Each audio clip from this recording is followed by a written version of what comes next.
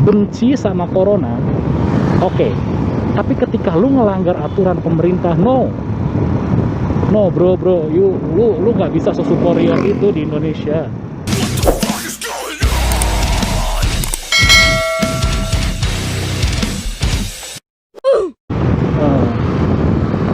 Untuk video kali ini sebenarnya nggak ada yang mau bahas, cuma mungkin gue bakal curhat sedikit aja ya.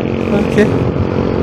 Kebetulan di tempat kerja gue yang sekarang itu kan memang sudah, ya situasi atau kondisinya juga udah nggak nyaman lah, dan situasi kondisi itu memaksa gue untuk resign. Dan video kali ini gue mau share ke kalian sambil cerita-cerita juga apa aja sih yang dibutuhin buat diri kita sebelum kita resign dari sebuah perusahaan tuh gimana gitu. Ada beberapa faktor lah yang bikin gue jadi ngerasa nggak nyaman sama ya kebijakannya dan entah dengan yang lain-lainnya. Jadi memaksa gue untuk resign. Gue ajuin resign dari tanggal 1, dan kebetulan sih di ACC ya, harusnya di ACC gitu kan, namanya orang mau keluar. Gue bilang sih ke atasan gue kalau gue itu resign karena gue mau lanjut S2 kebetulan, dan di tempat kerjaan gue yang sekarang itu nggak memungkinkan untuk gue bisa lanjut S2 ngambil kelas karyawan gitu, karena gue pengen lanjut pendidikan tapi dengan biaya gue sendiri.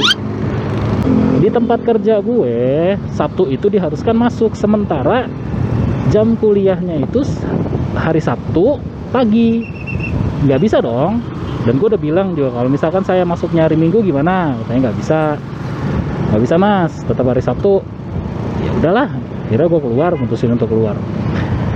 Dan yang mau gue share ke kalian itu adalah sebelum kita resign itu apa sih yang harus kita persiapin. Nah, menurut gue ketika lu mau resign, lu harus siapin matang-matang dulu keputusan apa aja. Yang pertama, alasan lu resign itu harus jelas, bukan cuma sekedar mau resign keluar gitu aja. Apalagi lu kan apalagi gue gitu kan yang udah menjadi karyawan tetap gitu, nggak bisa gue resign tanpa alasan yang jelas gitu. Jadi gue harus punya alasan yang mantep lah istilahnya, yang bisa diterima sama manajer gue. Itu yang pertama. Yang kedua adalah planning. Setelah lu resign, apa yang mau lu lakuin? Jangan tiba-tiba lu resign terus kosong gitu aja. Ya lu harus punya planning yang lebih baik. Contohnya gue itu, gue mau resign karena gue mau lanjut S2 dan cari kerjaan yang memungkinkan gue untuk bisa lanjut pendidikan. Itu contohnya kayak libur hari Sabtu dan Minggu, libur di tanggal merah, itu kan juga, dan gajinya juga harus memadai untuk gua biaya kuliah. Itu yang kedua. Dan yang ketiga adalah tabungan. Kebetulan di perusahaan gue itu karyawan yang bisa ngajuin resign itu adalah karyawan yang sebulan sebelum resign itu harus ngasih surat. Jadi lo masih punya tenggang waktu 1 bulan untuk bekerja di situ sebelum keluar. Secara otomatis lo kan juga punya pegangan ya, punya tabungan lah. Misalkan gua nanti ketika keluar dan mencari pekerjaan, gue selalu patokin 3 bulan ke depan, 3 sampai 5 bulan ke depan itu gue miskin. Anjir bahasanya. Jadi setelah gue resign itu gue targetin 3 sampai 5 bulan ke depan itu gue nggak ada kerjaan, gue nggak ada apa-apa sama sekali, nggak ada sesuatu yang bisa gue lakuin. Jadi gue harus punya tabungan atau investasi sekedar uang gaji yang gue sisihin untuk beberapa bulan ke depan gitu. You have any idea how fast I am? Benci banget gue sama motor kayak gitu, knalpotnya berisik banget. Nah tadi sampai mana ya? Oh iya, yang ketiga itu lo harus punya tabungan. Untuk apa? Untuk nanti kalau misalkan ketika lo resign, lo belum dapat pekerjaan selama jenjang waktu 1 sampai 3 bulan atau 1 bahkan sampai 5 bulan gitu. Lo harus punya tabungan untuk lo jajan sendiri. Kayak misalkan, misal contoh, kasih contoh, gaji lo UMR lah 4 juta. UMR berapa sih sekarang ya? Hitunglah 4 juta. Itu dari 4 juta itu kalau misalkan lo punya tabungan dan ketika keluar yang di dompet lo itu cuma ada 4 juta. Gimana caranya lo bisa survive sampai lo dapat kerja lagi? Kalau misalkan sehari misal lo jajan 50.000, ya harus lo tekan Jadi potonglah 50%, jadi sehari lu jajan cuma 25.000. Misalkan rokok lu sebungkus sehari, potonglah rokok jadi sebungkus seminggu. Nggak mungkin ya, gila. Keren banget dari rokok sehari terus ke seminggu. Ya kurang-kurangin lah, sepintar-pintar kita aja. Dan kalau bisa selama lu keluar dari sebuah perusahaan setelah lu resign itu kan ada jenjang waktu untuk lu cari kerja lagi kan. Nah di jenjang waktu itu lu harus manfaatin untuk apa ya, seenggaknya asah skill lu lah, asah kemampuan lu gitu untuk kedepannya lu cari kerja di perusahaan yang baru. Kalau sekarang kan ada namanya kartu prakerja ya, yang disediain sama Presiden Jokowi. Itu kan ketika lu daftar, lu ikut pelatihan, nanti ketika selesai lu kan dapat sertifikat, itu lumayan banget loh. Coba deh. Gue sih pengen coba. Jadi ketika nanti gue resign, gue keluar, aku pengen coba ikut prakerja dan gue ambil sertifikatnya. Ada beberapa ilmu di situ yang memang kan dibutuhin di perusahaan. Jadi oke lah, gue tambah-tambahan. Semakin banyak sertifikat juga semakin bagus. Seenggaknya skill lu keasah lah selama lu nganggur gitu, daripada nggak ngapa-ngapain, cuma nyari kerja terus naruh-naruh lamaran yang nggak tahu kapan dipanggilnya. Dan yang dipersulit lagi kan di masa-masa pandemi ini. Gue juga pas keluar, pas gue ajuin resign juga teman-teman gue juga pada bilang, gila lu Jar, kan lagi susah cari kerjaan sekarang gitu, banyak yang di PHK, lu kok keluar gitu.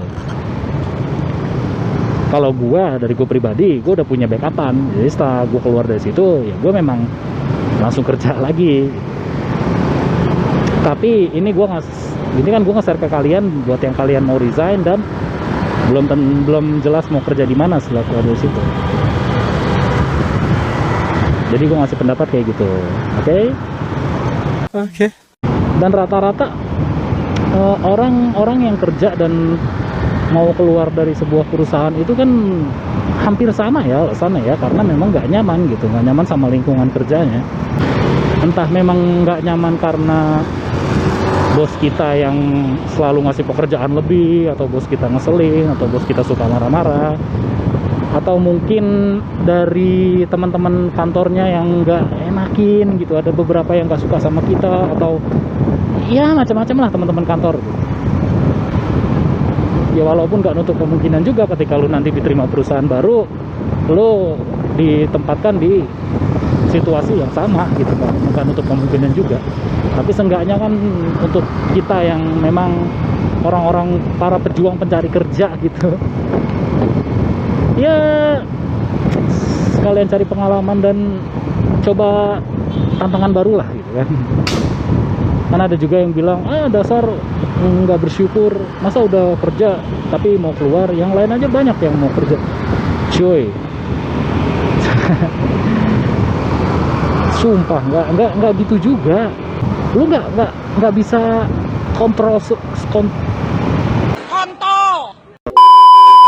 Kita nggak bisa kontrol lingkungan kerja semua kita. Kadang ada beberapa keadaan yang memungkinkan kita tuh untuk berubah jadi bete gitu, terus nurunin mood kita, itu ada aja. Dan ketika orang-orang itu memang udah capai batasnya, udah bete banget gitu, moodnya udah habis lah pokoknya di situ, ya mau nggak mau mereka keluar gitu. Dan ada lagi orang yang nyaman karena gajinya. Dia nggak bisa dipungkiri ya, uang nomor satu memang. Jadi gue punya teman pendidikannya sama kayak gue, S1, dan dia kerja di sebuah perusahaan apa gue lupa, sumpah gue lupa apa, tapi masih daerah Jakarta dan Jakarta Barat. Itu dia sering cerita sama gue, katanya, Jar, gue nggak nyaman banget kerja di sini, tapi gimana ya, apa gue harus keluar aja, tapi nanti gue susah nyari kerja, gue juga harus ada yang diurusin gitu. Tapi gue langsung tanya ke dia, emang alasan lo buat keluar apa? Gak nyaman, bos gue begini gitu. Dan yang bikin lu bingung apa? Gue tanya ke dia gitu. Terus dia jawab gini, gajinya oke. Bangsat. Ya gitulah, orang nyaman karena gaji. Ada juga orang yang nyaman karena lingkungan kerjanya juga asik gitu. Nggak dikit, banyak. Temen gue juga banyak banget yang gajinya di bawah UMR, tapi mereka nyaman-nyaman aja, fine-fine aja, karena mereka bilang ya mereka nyaman sama teman-teman kerjanya, rekan-rekan kerjanya itu. Macet cuy. Aduh, malas banget gue harus lewat kampung nih kalau macet begini. Padahal kalau gue lewat lurus aja oke loh, nggak lama. Tapi karena macet ya udahlah, kita lewat jalur alternatif saja.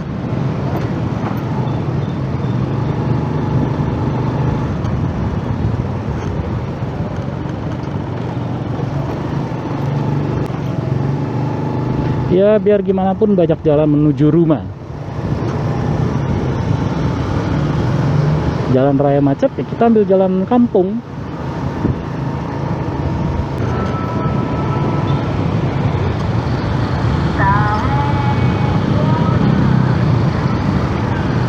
Keadaan di sini sore hari itu selalu maksa gue untuk lewat Tebet. Karena kalau lewat atas ini macet banget cuy, lu lihat. Astaga. Putaran yang selalu ada orang lawan arah. Baru gue bilang, nah ini putaran sini selalu ada yang lawan arah. Gokil.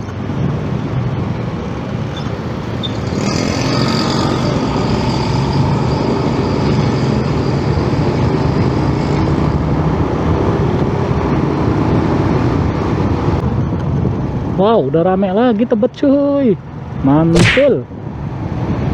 Karena udah new normal kali ya.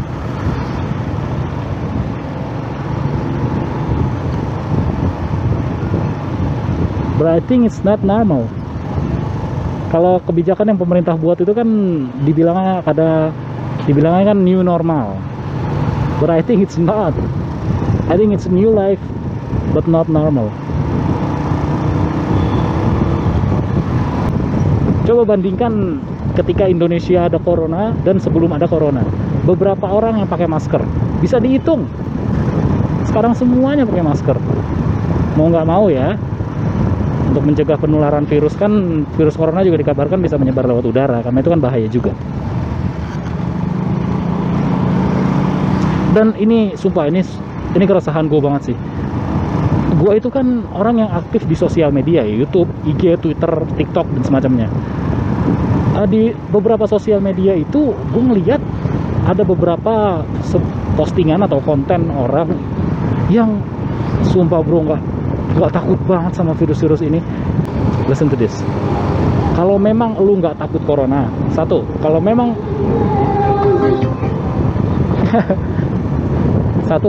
lu nggak takut corona, please don't publish. Jangan dipublish. Dan jangan ngajak orang untuk ikut sama apa yang ada di pikiran lu. Please, no, don't do that bro. Don't do that. Itu yang pertama. Yang kedua, benci sama corona. Oke, tapi ketika lu ngelanggar aturan pemerintah, no bro, lu nggak bisa sesuperior itu di Indonesia. Ketika lu benci corona, lu oke dah, lu nggak mau pakai masker, oke, do it with your own risk gitu loh. Lakukan dengan resiko lu sendiri, tapi jangan dipublish ke masyarakat, cuy. Sumpah bodoh sekali, astaga. Karena gue juga karena gue kan masih muda ya. Kabarnya kan corona menyerang orang-orang tua dan orang-orang lansia yang memang punya riwayat penyakit yang banyak gitu. Kabarnya yang gue tahu ya. Anak-anak muda kayak gue dan yang lainnya, mungkin kayak kalian juga kan, mungkin kemungkinan kecil untuk kena. Tapi kan ketika kalian kena, mungkin imunitas kalian bagus. Tetapi keluarga kalian, orang tua kalian, ibu kalian, bapak kalian, kakak kalian bisa terjangkit virus itu. Dan kalau misalkan memang kalian ya nggak takut lah sama corona, lakuin aja apa yang pemerintah suruh, pakai masker, cuci tangan gitu. Yang jadi masalah adalah orang yang bukan takut corona kan, tapi orang yang melanggar aturan pemerintah. Itu kan intinya.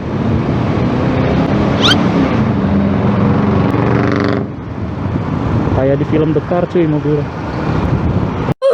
Jadi kalau misalkan kalian nonton video itu di YouTube atau di IG atau dimanapun, ya udahlah gitu loh, jangan diikutin, jangan diikutin. Pakai masker gitu.